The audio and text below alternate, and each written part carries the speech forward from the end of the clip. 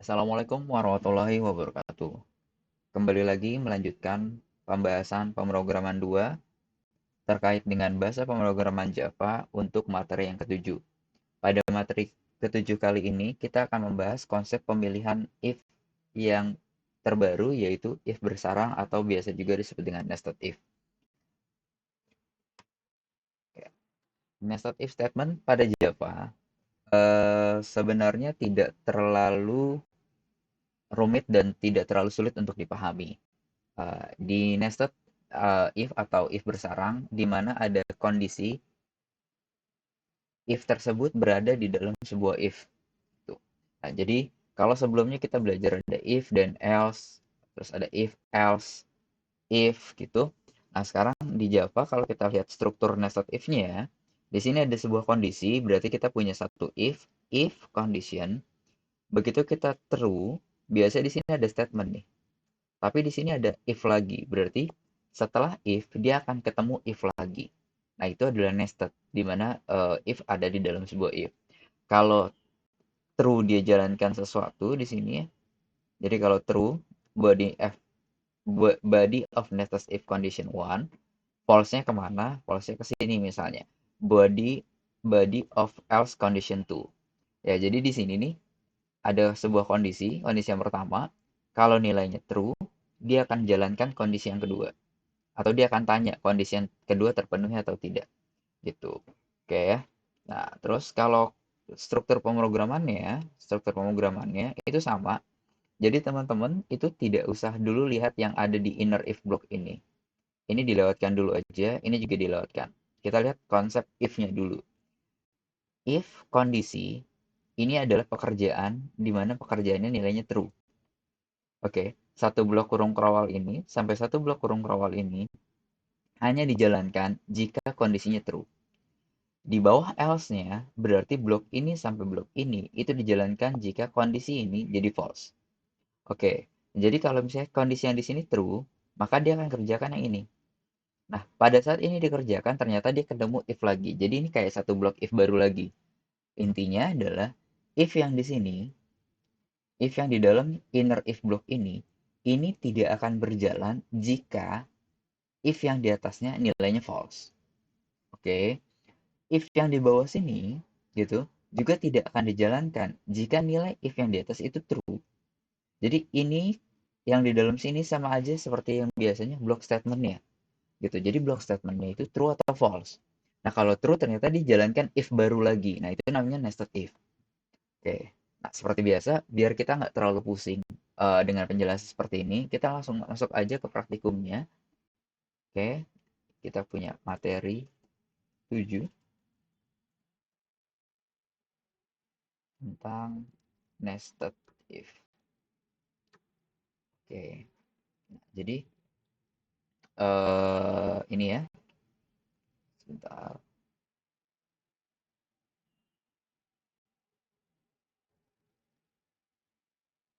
Oke, seperti biasa, kita hapus saja semuanya atau yang tidak kita perlukan untuk sementara waktu.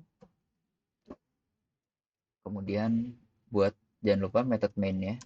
Saya sekali berulang kali mengingatkan method main. Oke, public.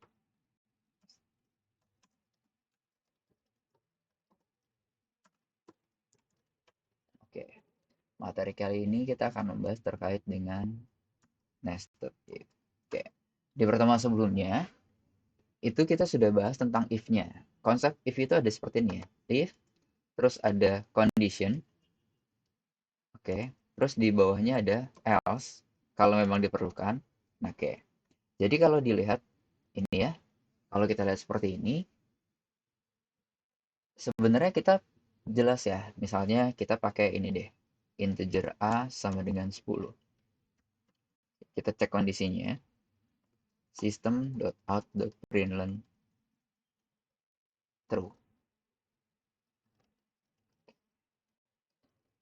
Yang ini kita bilangnya adalah false. Nah, ini kan konsep if sederhananya. Nah, sekarang apa itu nested if? Nested if itu adalah misalnya A lebih dari 5 gitu ya. Kondisinya A lebih dari 5. Oke. Nah, jadi Apa itu nested if? Sebenarnya if yang ada di dalam if itu bisa dilakukan dimanapun gitu ya. Tapi kalau di sini konsepnya biasanya ini kan kalau nilainya true, kalau kondisi di sini true berarti jalankan yang saya blok kuning ini ya, gitu. Ini dijalankan ini atau satu blok dari kurung kurang buka ini sampai kurung kurang tutup. Nah, sekarang ada kondisi di mana oh ternyata jika A-nya lebih dari 5 dia akan tanya kondisi yang kedua. Maka kita boleh menuliskan if di sini. Konsep if itu adalah if condition tuh condition. Oke. Lalu berikutnya ada apa? Ada else-nya mungkin. Else. Nah, ini kan sama kayak di luar ya. Sama kayak blok luarnya. Ini juga saya kopas lagi. Biar teman-teman pahamin. Ini ke sini. Nah, lihat. Jadi kalau kita lihat di sini yang berwarna biru ini kan ada di blok ini. Nah, yang satu kotak ini nih, yang satu blok. Itu dia hanya jalan jika A-nya lebih dari 5. Gitu. Nah, yang di dalam sini, ini hanya bisa dijalankan jika A-nya kurang dari 5. Gitu ya. Nah, misalnya di sini ada. Jika A lebih dari 5, terus kita buat lagi kondisinya. If A mod 2 gitu ya. Contoh ini ya, mod 2 sama dengan 0 gitu, maka system.out.println A misal. Kalau bukan mod 2, dia bilangnya adalah B. Ini juga sama. Sekarang pertanyaannya bukan mod 2 tapi A. Ini hanya contoh, nanti kita kasus sebenarnya mungkin bisa kita implement lagi. Ini disamain aja. Ini sama ini B, ini C. Oke, sekarang kita compile. Sekarang kita lihat nih, kita baca dulu programnya. A sama dengan 10. Jika A lebih dari 5, nah kita lihat A-nya itu 10, 10 lebih dari 5, maka nilainya true. Oke, nah pada saat nilainya true, dia ke bawah. Oh ternyata kerjaannya ini. If A mod 2 sama dengan 0, cek lagi nih, A-nya berapa? A-nya 10, mod 2 sama dengan 0, true. Karena 10 dibagi 2, sisanya 0. Pada saat kita jalankan, maka outputnya jadi A. Yang muncul harusnya A. Oke, nih yang muncul adalah A ya. Ini sudah sesuai dengan apa yang kita terapkan tadi, gitu. Nah, kita lihat. Kenapa yang muncul A? Karena mod dibagi 2-nya sama dengan 0. Kita lihat. Kalau A-nya itu kita ganti 2. Oke. Kalau A-nya kita ganti 2, maka lihat A lebih dari 5 itu false. Nah, yang di dalam kotak ini nggak dikerjain. Karena dia harus langsung ke else-nya. Nah, pada saat else-nya kita lihat lagi.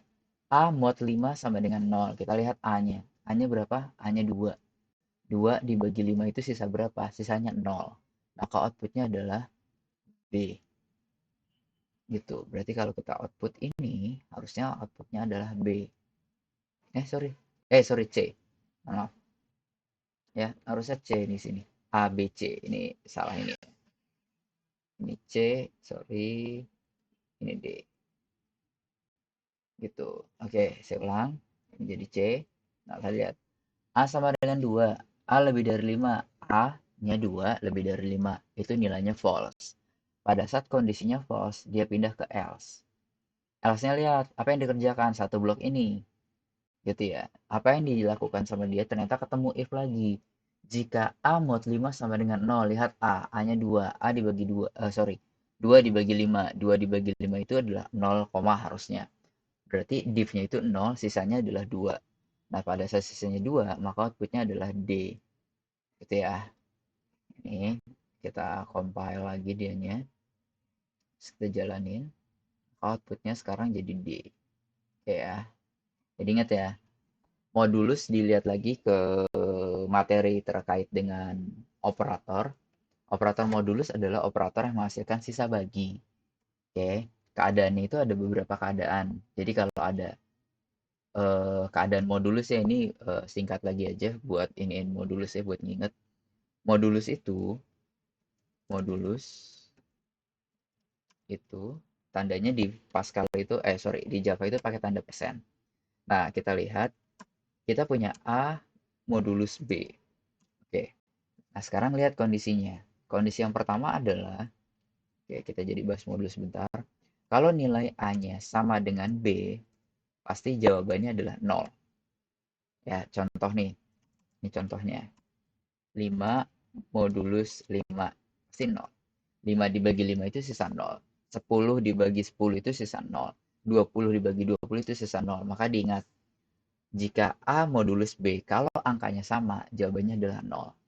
Kedua, A-nya kurang dari B. Kurang ya, bukan kurang dari sama dengan. Itu pasti jawabannya adalah A-nya. Oke. Jadi kalau dibilang nih, 1 modulus 20. Oh, ternyata 1 kurang dari 20. Pasti jawabannya 1. 1 modulus 1 juta. 1 kurang dari 1 juta. Berarti jawabannya adalah 1. Oke. Maka di sini misalnya ada 3 modulus 5. Teman-teman bisa jawab ini adalah 3. Gitu. Karena sisanya 3. Karena nggak bisa dibagi ya. Misalnya analoginya gitu. Kita punya 10 coklat gitu. Terus orangnya ada 3 nih. Nah, 10-nya dibagi 3 kan. Satu orang dapat 3, 3, 3, 3. Nah, itu adalah division, pembagian. Sisa satu yang kalian pegang, itu namanya modulus. Berarti kita sisa satu. Oke, sekarang kita punya 10 coklatnya, ada 10 orang. Berarti kan semuanya dapat satu-satu. Sisanya adalah 0. Maka itu adalah yang ini. Gitu. Oke. Terus kalau misalnya tadi ya, kalau kurang dari gitu. Coklatnya ada 10 nih. Sorry, coklatnya ada 5, orangnya ada 10. Daripada berantem, kita nggak usah bagi-bagi. Gitu. Sisa di kita berapa? Tetap 5. Maka 3 modulus 5 itu jawabannya 3. Karena nggak bisa kita bagi dengan sempurna. Gitu. Paham ya? Oke, terakhir adalah jika kondisinya A lebih dari B. Gitu. Jawabannya apa? Jawabannya adalah sejumlah B. Ingat ya, sejumlah B. Maksudnya itu apa? Gini. 5 modulus 3 sama dengan berapa sih? Jawabannya itu sejumlah B. Jawabannya pasti ada 3. Yaitu kalau nggak 0, 1, atau 2. Gitu ya. 5 mau 3, berarti 2. Sisa 2. Contoh. 10 mod 3. Jawabannya kalau nggak 0, 1, 2. Ada 3 kemungkinannya. Terus 25 modulus 4. Berarti kalau modulus 4, jawabannya kemungkinannya ada 4. Karena 25 lebih besar dari 4. Apa aja? Kalau nggak 0, 1, 2, 3, gitu. Nggak mungkin tuh sesuatu dimodulus dengan angka tersebut, sisanya adalah angka tersebut. Itu nggak mungkin. Misalnya, 25 modulus 4 sama dengan 4. Itu nggak mungkin. Harus kurang dari 4 jawabannya. Gitu ya. 5 modulus 3. Jawabannya harus kurang dari 3. 200 modulus 10. Jawabannya harus kurang dari 10. Kurang dari, bukan sama dengan. Gitu ya. Jadi kalau misalnya teman-teman mau nebaknya asal-asalan gitu. Saya ditanya nih, 15 modulus 4. Berarti kurang dari 4 nih. Kalau nggak 0, 1, 2, atau 3 gitu. Nah, jadi salah satu dari itu aja. Kalau misalnya 15 modulus 4, 7. Nah, itu udah salah banget gitu ya. Oke, itu baik ke modulus. Jadi, kita lihat kenapa tadi A modulus 5 sama dengan jawabannya adalah D, karena false. Ya, 2 lebih dari 5 itu false. Pindah ke sini. 2 modulus 5 sama dengan 0, salah. Karena 2 modulus 5 itu sama dengan 2, maka jawabannya adalah D. Gitu. Nah, itu adalah nested. Sekarang misalnya, contoh kasus deh. Gitu ya. Contoh kasusnya adalah kita diminta untuk menebak angka terbesar dari 3 buah angka yang diberikan. Contoh. Ya, kita buat lagi materi 7-nya. Materi 7. 7 case 1. Oke. Nah, ini akan ada banyak case-nya ya. Oke. Nah,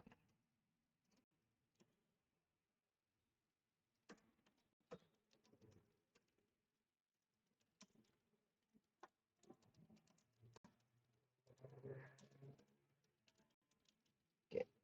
Ya, misalnya nih, kita punya integer A sama dengan 1, integer B sama dengan 2, integer C sama dengan 3. Oke. Kita diminta untuk menentukan mana yang terbesar dari ketiga angka ini.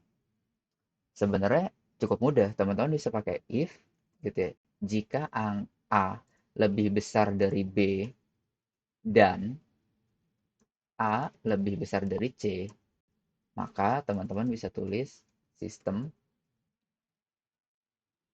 dot out dot println A Itu yang paling besar. Pasti kan? Ya kan? Kalau A lebih besar dari B dan A lebih besar dari C, pasti jawabannya A. Kita bisa pakai lagi else if gitu. Kita bisa pakai pertanyaan yang kedua. Jika C lebih dari B, jika B lebih dari A gitu, dan B lebih dari C, maka jawabannya udah pasti B gitu ya.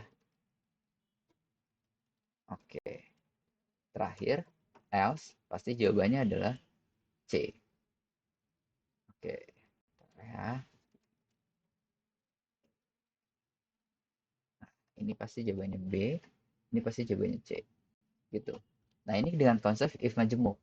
Jadi kalau kita jalanin programnya gini ya, pasti yang terbesar adalah angka 3. Ya, outputnya udah bener nih 3. Kalau A-nya lebih dari B dan A-nya lebih dari C, pasti jawabannya A gitu. Sekarang kita cek, kita balik nih. 3, 2, 1.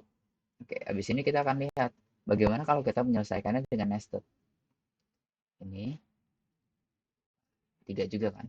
Tapi tiganya sekarang punyanya siapa? Punyanya A. Gitu. Sekarang kita pisahkan bagaimana kalau kita pakainya nested. Gampang. Gitu ya. Kita tinggal bilang, berarti kondisinya seperti apa? Kita tanya dulu nih. Kayak gini tadi. Ini hilangin dulu.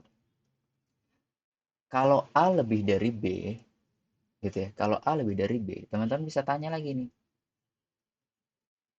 If A lebih dari C juga nggak? Gitu. Paham ya? Oke. Oke. Jika A lebih dari B, true. Pertanyaan kedua, masuk if. A-nya lebih dari C, iya. Maka kalau iya, jawabannya adalah sistem dot out dot println A. Pasti A yang paling besar. Gitu. Sekarang logikanya, kalau A-nya lebih dari B, tapi A-nya tidak lebih dari C, berarti siapa nih yang paling besar? Berarti else-nya adalah kita tulis A-nya lebih besar dari B, tapi A-nya tidak lebih besar dari C. Maka yang paling besarnya adalah C. Ini.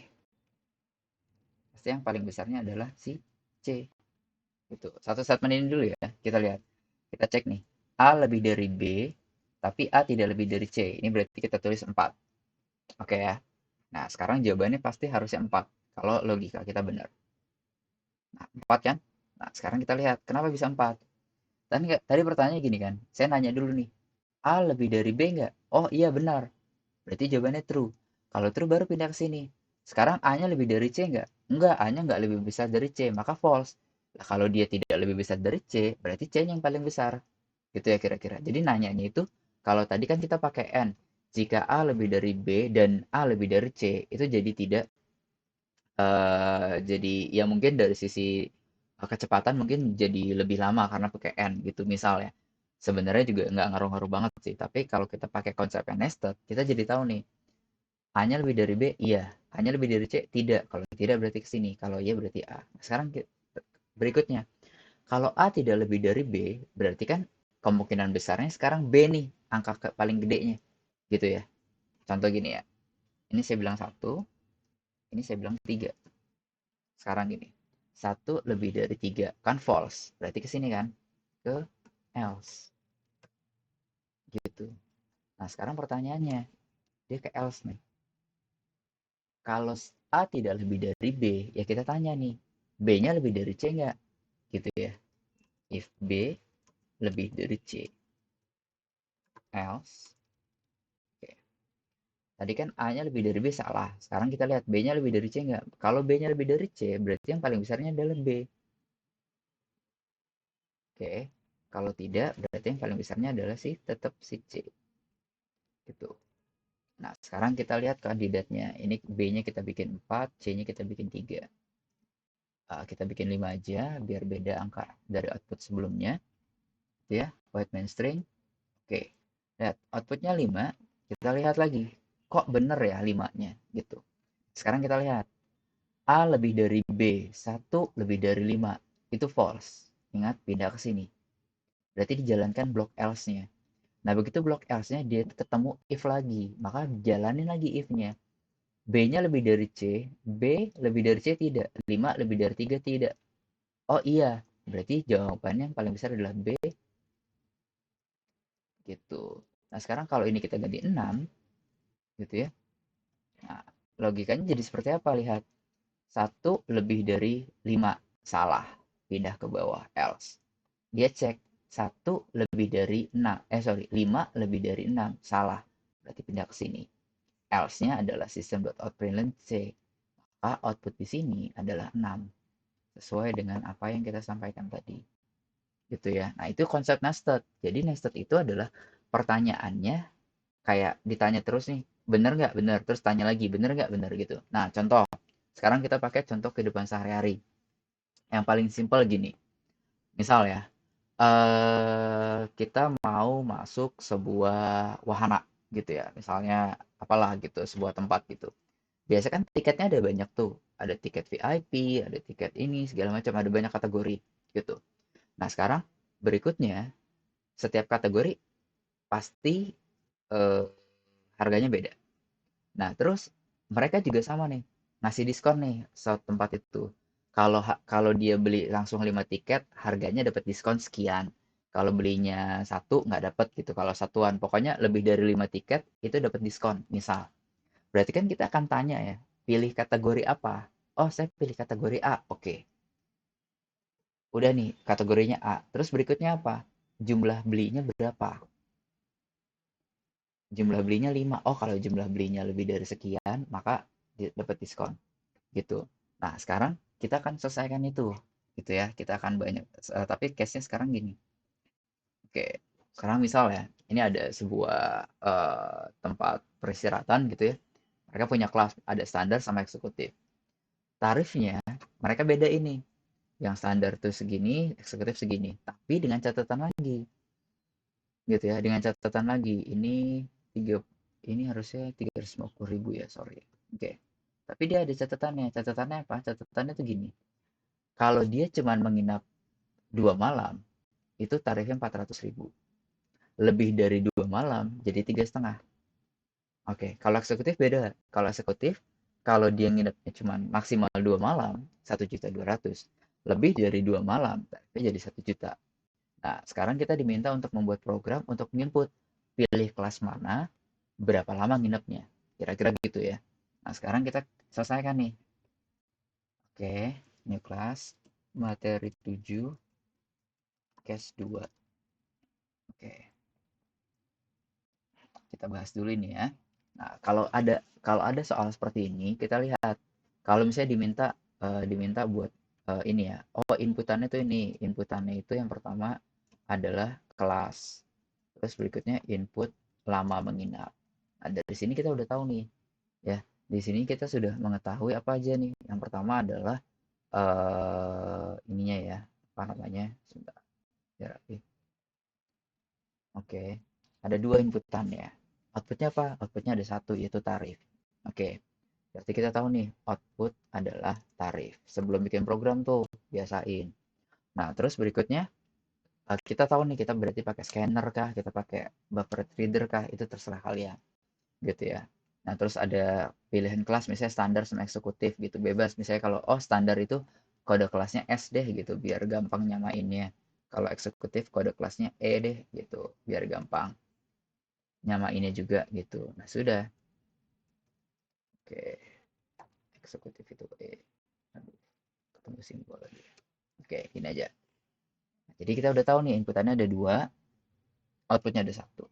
Oke, dari situ baru tuh teman-teman langsung codingan. Kalau mau coding jadi lebih enak gitu ya. Jadi kita tahu nih apa aja yang kita siapin duluan gitu. Oke, lanjut. Ini jangan lupa public static void main string. Oke, sini ya. Gitu. Oke, tadi karena kita butuh inputan, kita mau pakai apa? Pilih aja buffer reader atau scanner gitu. Misalnya saya pakainya adalah scanner gitu ya. Berarti kalau pakai scanner kita harus apa? Import dulu kan. Import Java util scanner. Nah, kita bikin objek scannernya. Scanner scan. Saya biasanya pakai nama objek itu nama kelas ya. Bedanya yang itu ya. Kecil kalau besar di sini. SMS new scanner karena kita adalah bentuknya adalah inputan system.in. Oke, pertanyaan pertama kan tadi udah dikasih tahu di soalnya. Apa input kelasnya? Berarti system.out.println pakai print input jenis kelas misalnya gitu. Oke, string aja ya, string kelas sama dengan scanner titik next line. Oke, nah, sekarang kita bisa kopas aja nih. Oke, untuk yang mana? Untuk yang lama menginapnya gitu. Jadi teman-teman tinggal tahu harus ini ya, input lama menginap gitu. Lama menginap itu kan angka ya, berarti kita pakainya integer aja. Integer lama menginap kita bilang waktu deh gitu. Next in. Oke. Nah, sekarang kita lihat nih bagaimana penanganannya. Kalau tadi nentuin angka terbesar terkecil gitu, itu kan bisa pakai if majemuk tuh. Oke. Nah, sekarang gitu, kita mau pakai apa nih?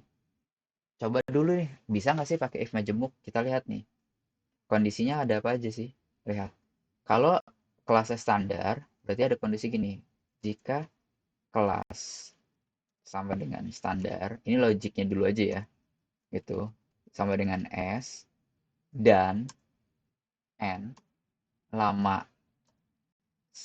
kurang dari 2 gitu kan, itu ada tarif sama dengan 400.000 gitu.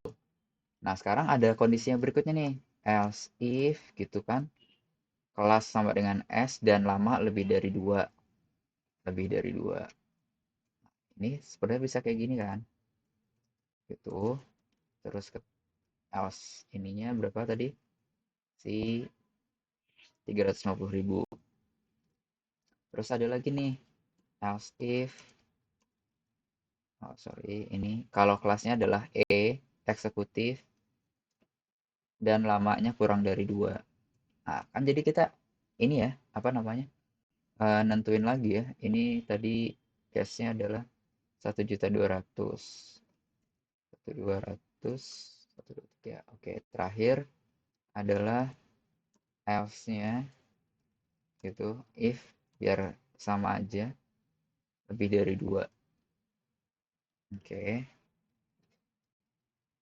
tarifnya adalah 1 juta. 23. Nah, ini sih masih masih memungkinkan nih. Tapi gitu ya, tapi nanti kalau teman-teman ketemu kondisinya kan baru 2 ya di sini ya. Ini kan ada berdasarkan kelas sama lama nginep gitu. Nanti misalnya ada lagi dia itu apa namanya langganan atau bukan langganan gitu, member atau bukan atau non member. Itu kan jadi banyak lagi gitu. Nah, dengan kondisi if majemuk jadi nggak ini. Jadi tidak efisien lah ya gitu. Nah, cara efisienkannya gimana? Teman-teman lihat soalnya aja, lalu kita bacain. Pertanyaan pertama itu adalah kelasnya. Oke, pertanyaan pertama kelasnya. Jadi teman-teman tinggal bilang gini aja. Kelasnya itu sama dengan, ini saya hapus ya, gitu biar gampang ya. Pertanyaan pertama adalah kelas. Kelas sama dengan S bukan, gitu. Oke, ini kayak gini. Pertanyaan pertama kelas. Nah, kalau kelasnya S, pertanyaan kedua. Pertanyaan kedua di mana? Di lama menginap. Ya, teman-teman tinggal tulis. If waktu kurang dari 2, else berarti lebih dari 2 dong. Gitu. Teman-teman tinggal tuliskan. Tarif sama dengan 400.000. Yang ini tarif sama dengan 350.000. Lebih simpel kan? Karena pertanyaan kita langsung if kelas sama dengan S, berurutan aja dari atas. Jadi kalau di atasnya misalnya, oh paling pertama ditentukan dari kelas, habis dari kelas dari lama menginap. Lama menginap kalau member sekian itu begini, kalau non member segini, misal gitu ya. Nah itu mendingan dari atas, gitu. Dari sesuaikan aja dari bagaimana dia apa namanya memberikan soalnya gitu. Jadi kalau kelas sama dengan S ya teman-teman bisa tulis nih. Kalau bukan S gimana? Kalau kita otomatis anggap dia sebagai E, maka langsung aja di sini. if waktu lebih dari 2. Tapi kalau khawatir inputannya beda, cek lagi aja. Kelas sama dengan apa itu E gitu ya. Else if gitu. Berapa tarifnya? Sesuaikan lagi. Kalau waktunya lebih dari 2, berarti tarifnya tadi dibilang adalah 1 juta. Tapi kalau, sorry, 1.200.000. Tapi kalau ini jadinya 1 juta gitu. Nah, jadi else di sini terakhir cuman buat apa nih? Buat menyatakan bahwa mohon maaf gitu. System.out.println kode kelas atau jenis kelas tidak tersedia. Nah, oke. Jadi secara struktur dan cara baca jadi lebih gampang. Oh, ini ya, tarif kita belum punya ya. Kita bisa tulis integer tarif sama dengan 0. Gitu. Oke, lihat nih. Jadi yang ditanya kelasnya dulu. Oh, kalau kelasnya benar, tanya waktunya. Kalau waktunya kurang dari 2 gitu. Nanti misalnya ada lagi, Pak, kalau waktunya kurang dari 2, member sekian, non-member sekian, misal gitu ya. Ya, tambahin lagi di sini. Tinggal if, misalnya jenis member gitu ya. Misal, member sama dengan ya gitu. Ya sudah, ada lagi gitu. Jadi berjenjang, yaitu nested. Jadi teman-teman tinggal lihat, jangan dibingungin gimana nih kita bikin nested, gimana if dalam if konsepnya. Konsepnya sesimpel bahwa if yang di dalam sebuah if itu hanya bekerja jika if yang di luar itu nilainya true. Itu aja udah. Jadi jangan, kalau ada kayak gini kan enak nih ya. Terus kita lihat. Oke, kita cek nih. System.out.println tarif Anda adalah itu plus tarif. Oke, coba kita jalanin programnya sambil kita lihat si outputnya. Oke, input jenis kelas. Kita mulai dari yang pertama nih. Oh, sorry ya. Ada satu lagi yang saya lupa. Kalau kita menyamakan sebuah string, itu tidak bisa pakai tanda sama dengan. Karena kelasnya string. Kelas string itu, atau tipe data string, hanya bisa disamakan dengan metode namanya equals. Ada equals, ignore case. Nah, gini. Jadi dia bilang nih, kalau kelas sama dengan S, mau besar mau kecil, equals ignore S. Nah, sekarang yang kedua itu ada namanya equals-nya aja, tapi dia nggak pakai ignore case. Nah, kita lihat bedanya ya. Nanti ini E. Cannot compile. Oh ya, sebentar. Ini sudah ya. Jenis kelas S aja, lama menginap 5 hari. Nah, lihat. Jenis kelas tidak tersedia gitu. Padahal tadi kan codingan sebelumnya adalah S sama dengan S. Nah, dia nggak bisa tuh. Jadi string itu nggak bisa disamakan dengan seperti ini. Gitu. Dia hanya bisa disamakan dengan kata equals. Nah, kita lihat equalsnya dulu ya. Oke, kita jalanin programnya. Void main string. Kita bilang S lama menginapnya misalnya 5 hari. Jawabannya adalah 350.000. Sebenarnya masih ada isu, oh ya, sorry. Nah, gini dulu aja nggak apa-apa. Mana tadi? Oh, ini outputnya. Oke, lihat nih. Input jenis kelas S. Lihat. Kelas ignore case S. Berarti dia bilang gini. Apakah kelasnya sama dengan S? Mau besar mau kecil sama. Oke, berarti pertanyaan kedua, lamanya nginapnya 5. Waktunya berapa nih? Lebih dari kurang dari 2 atau lebih dari 2? Ternyata 5. 5 kurang dari 2 itu false. Berarti jalanin 350.000. Gitu ya kira-kira. Cuman sebenarnya harusnya ini ditambahin ya. Kali waktu. Gitu. Maksudnya itu pasti ini apa? Per malam ya. Gitu. Oke, lanjut. Nah, sekarang kita lihat kalau kita bilang kelas equalsnya adalah E. Gitu ya. Ini aja. Ini matiin dulu. Terus kita jalanin programnya. Oke. Terus kita lihat sambil kita lihat code-nya. Input jenis kelas. Saya bilang E-nya kayak gini nih. E kecil. Oke. Lama menginapnya 1. Enter. Jenis kelas tidak tersedia. Kenapa demikian? Karena dia nyama ini itu pakai equals. Kalau equals itu harus sama persis. E besar dengan E besar dengan E kecil jadi salah. Oke, sekarang kita lihat yang S yang di atas ya. Yang S yang di atas itu kalau kita pakai huruf kecil gitu ya, apakah berpengaruh atau tidak? S-nya kecil karena kita bilangnya ada standar misalnya. Terus input lama menginap misalnya biar kurang dari 2 itu 1 ya. Terus enter. Lihat, masuknya ke sini kan 400.000 walaupun S-nya kecil gitu. Ini ada satu kekeliruan, harusnya berarti kita pakainya sama dengan ya. Karena 1 sampai 2. Oke. Nah, itu jadi case-nya. Jadi lebih mudah ya teman-teman. Kalau dibilang lebih terstruktur dan kita lebih enak. Kalau kelas yang dipilih adalah standar, tanya lagi, waktunya berapa lama? Kalau waktunya kurang dari sama dengan 2, berarti tarifnya 400.000 per malam kali waktunya. Tapi kalau bukan kurang dari 2 atau lebih dari, berarti 350.000. Nah, kondisi ini kan sama ya, atas bawah. Tuh lihat, sama nih atas bawah. Gitu. Tapi lihat else-nya, jadi beda. Oke, jadi gitu ya teman-teman untuk yang kasusnya nested if. Jadi nested if adalah pekerjaan eh, apa ya? Nested if adalah sebuah konsep di mana ada if yang berada di dalam sebuah if. Jadi ada inner if yang di dalam sini, sama outer if atau if yang di luar sini. Ingat, if yang ada di dalam itu kalian tidak boleh utak-atik terlebih dahulu atau tidak boleh dijalankan sebelum if di luarnya jalan. Jadi kalau if yang di dalam sini, oh ini gimana ya? Kalian jangan lihat waktunya dulu nih, tapi lihat kelasnya sama nggak. Kalau beda ya berarti ke else.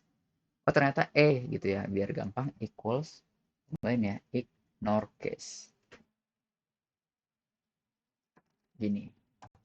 Oke, jadi diingat nih kalau ada soal yang kayak gitu, teman-teman semua harusnya bisa jawabnya. Dimulai dari mana? Dimulai dari atas ini. Oke, terus bawahnya, terus baru ngitung, oh ini ternyata outputnya. Jadi dimulai dari analisa kasusnya, terus kita mau pakai apa, terus baru konsep kekodingannya, inputannya segala macam. Itu kira-kira. Jadi sekali lagi, nested if adalah if bersarang atau ada if di dalam if, di mana if yang ada di dalam itu hanya bisa bekerja sesuai dengan kondisi if di luarnya. Gitu. Jadi sekali lagi seperti yang ada di gambar ini ya, gitu. Ini dijalankan jika if innernya true, if outernya true. Ini dijalankan jika if outernya true, tapi if innernya false. Gitu. Jadi yang ini ya, yang di sini tadi, kita akan bilang tarif waktunya 350.000 per malam jika apa? Jika dia pilihnya adalah S dan lama menginapnya lebih dari 2. Gitu. Ini akan berjalan jika dia milih standar dan waktunya kurang dari atau sama dengan 2. Gitu. Nah, yang di dalam sini juga sama. Tarif 1 juta per malam itu akan berjalan jika dia pilihnya adalah eksekutif atau dan waktunya itu lebih dari 2. Gitu. Jadi jangan sampai teman-teman logikanya di apa? Ditingkatin lagi, terus cara penulisan juga sama. Makanya dibiasakan untuk yang kayak gini. Dan kalau di BlueJ itu ada ya blok programnya. Oh, ini satu blok if di luar ini. Oh, ternyata ada lagi nih blok if di dalam. Gitu. Oke, itu aja dari saya. Materinya dipraktekkan, dipelajari. Kurang lebihnya saya mohon maaf. Assalamualaikum warahmatullahi wabarakatuh.